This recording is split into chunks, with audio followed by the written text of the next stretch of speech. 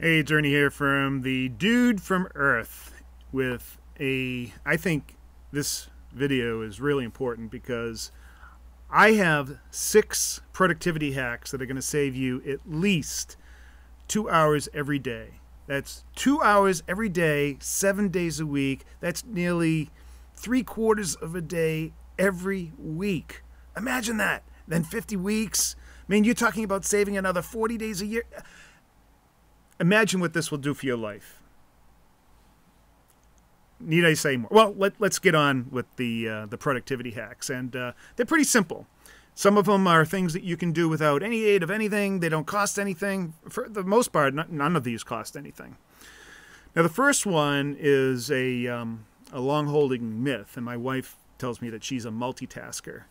But quite frankly, multitasking is a productivity myth. It can cost you up to 40% more time than single tasking. In fact, the whole Kanban method and process, agile methodologies are all talking about multitasking and taking that away. And the Toyota production process took multitasking away. If they don't go from point A to point B and finish the job and get it done right, they're losing efficiency. And it's the same way with us too. Multitasking is not an efficient way to go. Single tasking is. And according to research by the American Psychological Association, getting things done without a distraction is one of the greatest productivity boosters you could ever do. And a Stanford study shows that multitasking might even impair your cognitive control.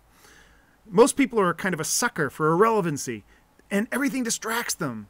I mean, that context switching, going back and forth from one, changing your focus from one thing to another, is where you actually lose productivity. And it takes your brain a little while to kind of refocus. Now, you may think that, hey, you got this thing down and that you can easily go from one to another, but it is nowhere as effective as just sticking with one thing and putting your full concentration in it. So close all those extra tabs on your browser, mute your phone, and focus on just one thing at a time. Now, the next thing, number 2, is to keep a to-do list, and this is a no-brainer. And it's I guess it's the principal thing that you create from the number 1 habit that I talk about, and that's actually collecting information, getting everything that's in here down on paper. And creating a to-do list, like I said, is a no-brainer. And even though you might already keep a to-do list on your computer, and I'm sure you know how important it is to do this. Research shows that using perhaps a pen and an index card or a small notebook might actually be better for you. The act of actually writing something down also increases your cognitive ability.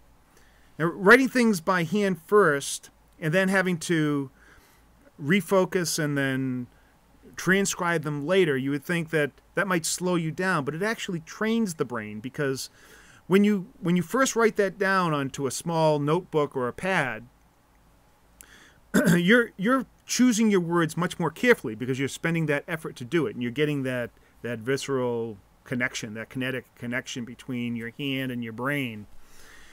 And later on, when you actually transcribe it, you put on kind of a different filter, and you have a different attentive or scope, where you may take things in context and start looking at the big picture.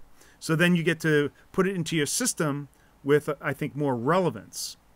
And you can also do that on your smartphone, as all smartphones have at least a notepad app. But there's lots of great journaling apps and to-do list apps, or Trello is another great way to get your information out of here and into your lists. So here's another thing to consider, that with something small, we tend to work within the space that we have, and the quality of our work is kind of focused on that as well. So to-dos need to be kind of to the point. They need to be concise and action-oriented. So when we have a small space to write them in, that forces us to be more efficient on what we write. And so that's another reason why you might have something small, and to put that in there, get it in there immediately, get it out of here and in there. All right, now all this focusing everything on something small or on my computer brings me up to number 3, and that is that eye strain, that can actually reduce your productivity. It can cause headaches and make you tired. When you're in front of the computer all day, your eyes are really taking a beating. Now, you can prevent this with a very simple hack that's called the 20-20-20 rule. So what this is that every 20 minutes or so, you look away from your screen, and then you focus on something, say 20 feet away, for about 20 seconds, and let your brain and your eyes focus on that thing, refocus. Now, don't worry if you can't measure 20 feet away or something isn't 20 feet away. I mean, what's really important is that you find something that's far away that causes you to refocus. This might even be a good reason just to get up and stretch your legs for a bit and get a drink of water and stay hydrated, and which is also good for your body and eyes. And we'll talk about that in a little bit. But why is 20 seconds important? Because that's how long it takes your eyes to shift focus and completely relax. And relaxed eyes are productive eyes.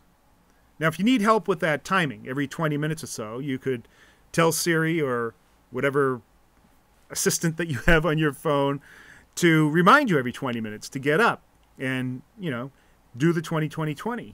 There's even an app called the iCare 20-20-20. Now, do it, because this rule really works. All right, the number 4 is, and I know a lot of people like to do this, particularly those night owls. They like to work in the dark, and they feel like it gives them some sort of comfort, or they're in a comfort zone. But, there are a lot of people that are in the dark, but that really doesn't have anything to do with available light. They just seem like they're permanently in the dark, but that's another story. You don't have to be in the dark, and you shouldn't want to, because studies say that working in a bright room, particularly rooms that have natural light, actually increases your alertness. Now, lighting is really serious business when it comes to your health, according to a study out of the University of Illinois, that it can actually affect your circadian rhythms and your mood and your performance and even your cognitive functions. Natural sunlight is obviously the best. I mean, that's, we're humans. We evolved over millions of years under the sun, so you would think that makes just perfect sense, right? But you can get artificial lighting that simulates natural sunlight. There's even growing interest among architects and engineers to incorporate natural light into buildings, as it will have a twofold effect to create a healthy and productive environment and, at the same time, reduce energy consumption. Now, my daughter, she bought something called a Happy Light by Verilux. And this isn't a commercial in any way, but that's what it's called, the Happy Light. And it kind of looks like an iPad or a panel with it on full tilt white. And what she does is she places this off to the side like this, and it produces a spectrum of natural sunlight, and it causes just the right amount of retinal illuminance. Now, apparently that is a thing. I hear it's a good thing, and that's what you're looking for. Somehow this has a chemical reaction, in our bodies that gives us more energy and keeps us alert and more productive. All right. So the next thing is really important, and I was talking about you're talking about sitting down and your eyes are getting strained and everything, but it's when you're sitting down in front of the computer all day long, that can make you tired. It can make you sore. It can cause a lack of circulation. So getting up and stretching your legs and taking a little walk every once in a while, or any kind of mild exercise to get your blood flowing, will actually deliver more oxygen to your brain. And believe it or not, that's what you want. Again, it's another no-brainer. One study found that going for a short 10-minute walk can boost your energy for up to 2 hours. So 10 minutes, you get 2 hours of more productivity. Seems like a pretty good trade-off. So now there's really no good excuse for not taking a break, right? So you can get up every so often, stretch your legs, focus on something that's 20 feet away, and then you get to reset. It should be actually a ritual. But here's another thing. Did you know that vigorous aerobic exercise actually makes you smarter? So according to Harvard University's Dr. John Ratey in his book Spark, I have this book in Audible. It's actually a great book. Spark, the revolutionary new science of exercise and the brain. If you elevate your heart rate to about 75 to 90% of its maximum and get that body into the aerobic range, your pituitary gland actually will start releasing human growth hormone, or HGH, along with other hormones that will actually increase the production of new brain cells and neurotransmitters, and it will make you measurably smarter for a few hours right after that exercise. So, yeah, get up and stretch your legs every once in a while, but now you have a really good reason for going to the gym before work, and maybe even at lunchtime. It'll keep you in top form throughout the day. You'll be at your peak smartness for those key times, right when you get to work in the morning and then after you get back from lunch. And maybe if you can skip lunch or have a light lunch and then do exercise, imagine what that will do for other parts of your body. All right, and so now the final productivity hack goes kind of hand in hand with the exercise, and that's to stay hydrated. And I had mentioned it before about, staying hydrated, and that's good for your eyes as well, but it's good for your whole body. All right, and this really, staying hydrated throughout the day is so important. And you should really get serious about it. And get a water bottle and fill it up at least twice a day.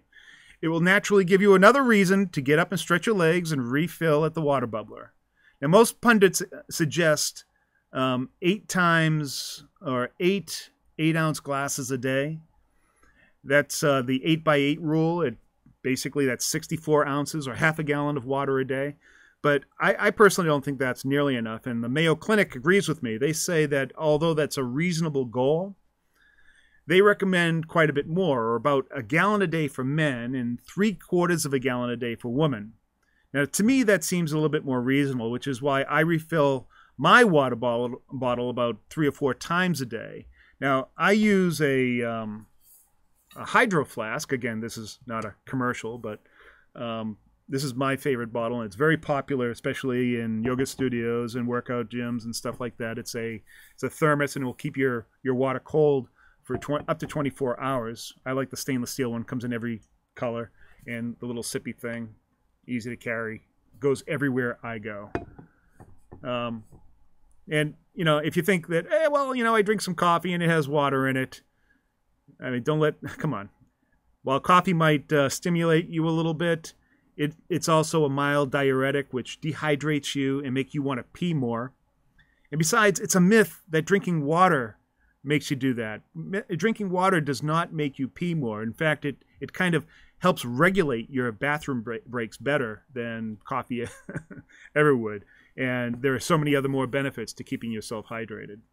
And that also will keep you more alert, keep you healthier, your cognitive abilities will be. Now, I've given you 6 productivity hacks that, without a doubt, are going to make you more productive. This video is perhaps the most important thing that you're going to watch in a long time. So take it to heart and regain those 2 hours every day. Thanks. See you next video.